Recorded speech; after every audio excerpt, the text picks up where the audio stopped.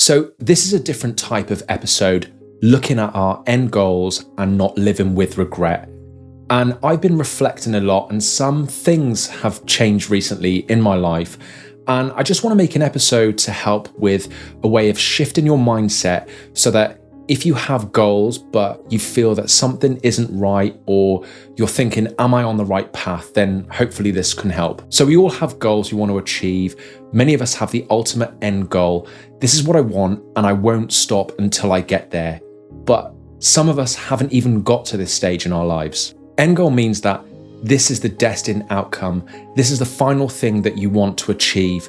And it's not like a stepping stone leading to something else. Like, for example, I need to be confident, so therefore I need to do this, then that, and then eventually I'll become more confident. End goal for me is the example of, say, this is my dream house and this is where I want to live.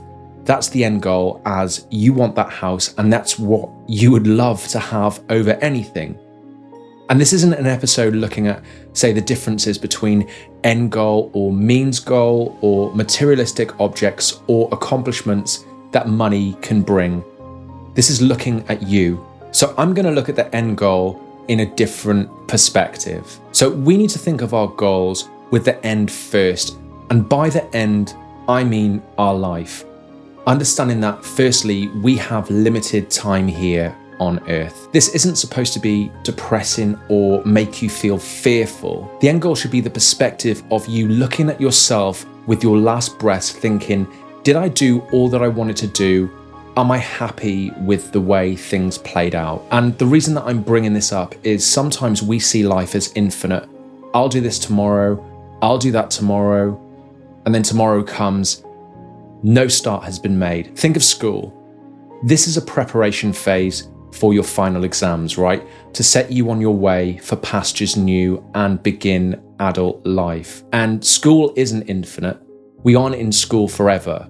You know, we work and we study to reach the end goal, sit in the exams and getting the best results we can to move forward in life. But many of us do reflect in our adult lives, like myself, thinking, I wish I studied harder in school.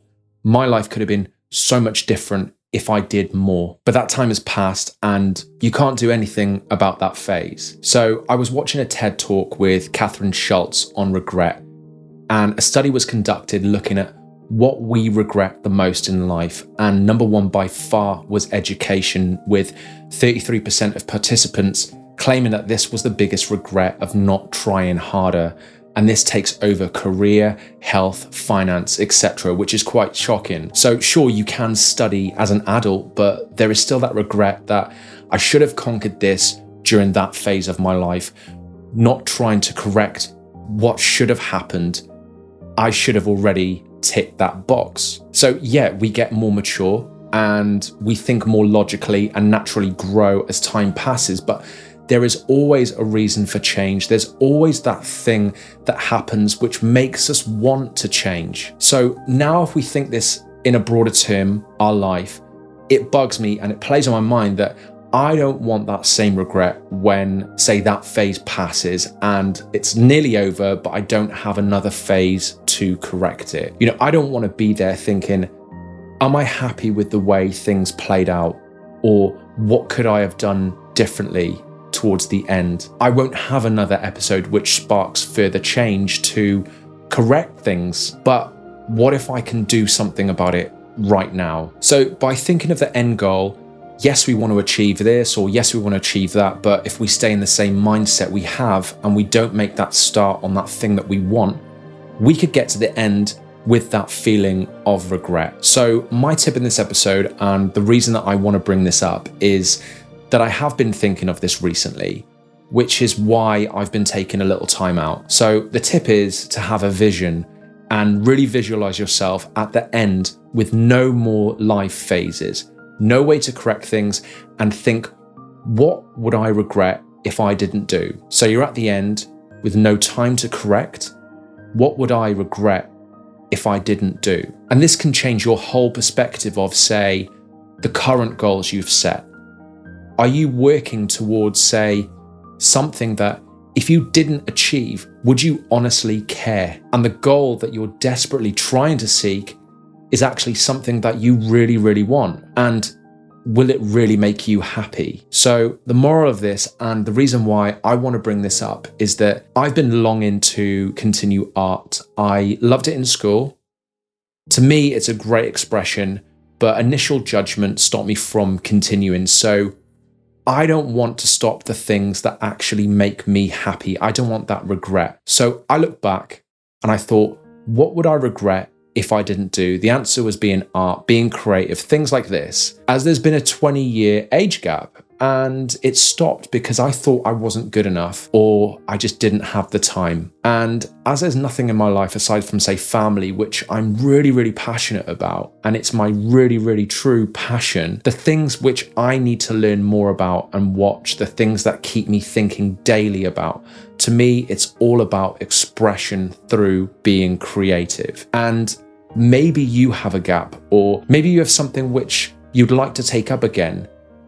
But I really do hope this helps and provides perspective and gets you back on doing what you love, because ultimately what we shouldn't be doing is having that regret when we have no time to correct things. So take time for yourself at the moment. Really analyze yourself. What am I actually working towards? Picture yourself in the future looking back and think, if I didn't achieve this, would I really care? Would it make me happy that I didn't accomplish this? Or do I really, really need to accomplish this? That way then you can start getting full perspective over your life and actually your end goal. And I think the key is, for me, it's being happy and it's doing the things that I love. And doing the things that I love is everything creative. And the regret that I have so far is giving it up when I was in school. But now I'm trying to correct this so I don't look back at the end thinking, why wasn't I creative? Why didn't I start a podcast? Why didn't I start a YouTube channel? Why didn't I paint? So that's the reason why I wanted to change the end goal in a different perspective, not talk about goal setting and here's the tips. I think this to me is a little bit more important, because once you've got that sorted, that to me is the foundation, and then you can expand from there. So I hope you do like this episode.